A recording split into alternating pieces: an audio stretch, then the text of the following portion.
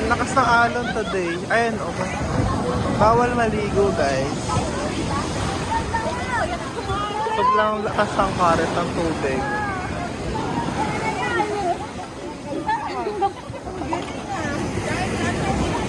Ha?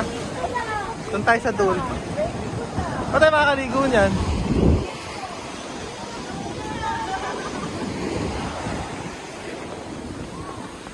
Abot na hanggang dito yung tubig. Ba't tayo makakaligo? Dapat lang tayo maligo. Sa ilig-iligan na lang kaya.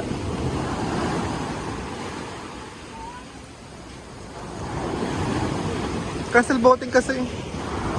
Try ko Try natin. Try do something. Ay, kaya. Ayun o.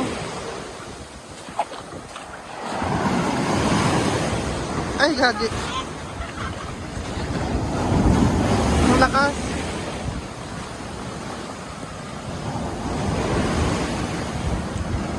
Doon tayo.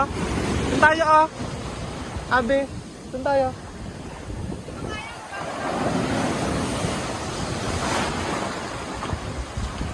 Punta kami doon. Kahit malakas yung alon. Ayun, oh my God.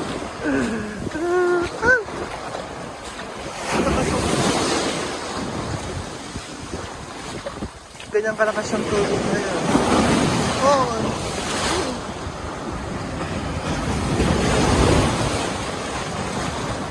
Ayan.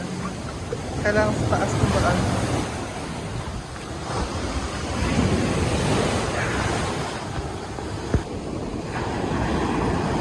Laki ng alon. 2.5.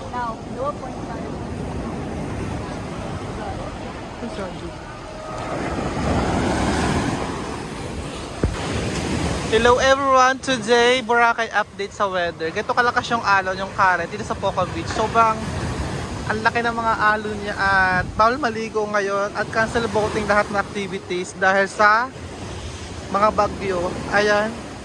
Sobrang laki ng mga waves. As in.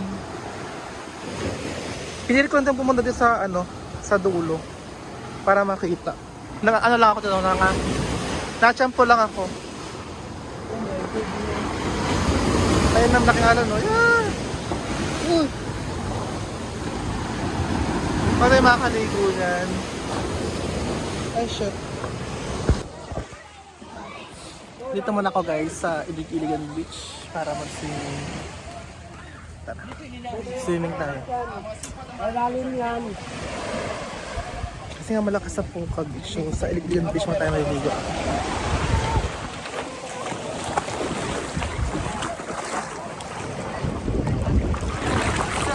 Let's go!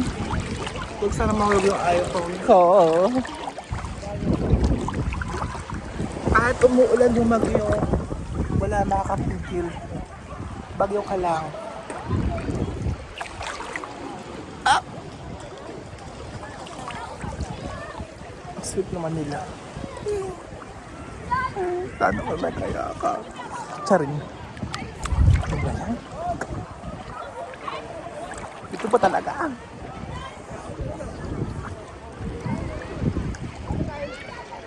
Medyo ngayon, umaambon-ambon. Pero mas masarap maligo kapag di pa mag-umuulan.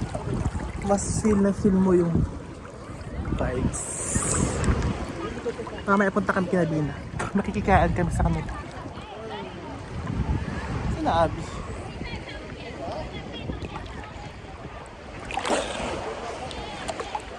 Kahit guys, cancel pa rin boating.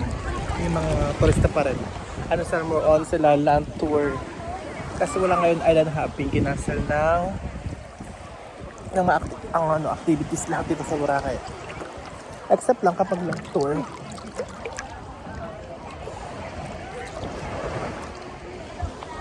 Sa Poca Beach, galing kami niligo. Sobrang lakas sa Poca Beach. Bawal maligo doon. So, kapag bawal sa kabila, ito sa Ilig-Iligan. O, diba? Yung nakikita ng pulo, yan na yung Turtle Island kasi kapag doon ka nakaharap, mukha ka siyang pagong. Kasi tinawag na Tartar Island. Yun ang sabi nila. Kasi 2 days na ako sa bahay, naboboard na talaga ako at puro radiation na yung mata ko. Nakapanood ng TikTok at Facebook, kaya gumala mo na kami ni Abby. Kasama ko si Abby dito. Ayan, para makapag-vlog na rin. At makapag-update ako sa weather ng Boracay.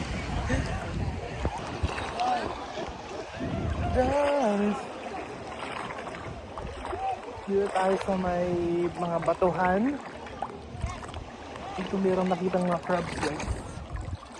Katago yun, no? Katago yung mga crabs. Ay, ito ako sa Ilig-Iligan Beach. Ito sa mga parte ng Boracay na beach na dulo na siya.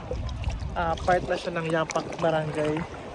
So medyo malayo siya sa Front Beach, sa Station 1. Ito yung kabilang beach na Coco Beach.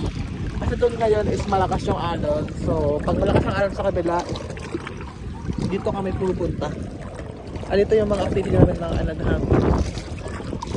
Medyo kasi dito kami 3 days na umuulan at may bagyo. So nasa liba.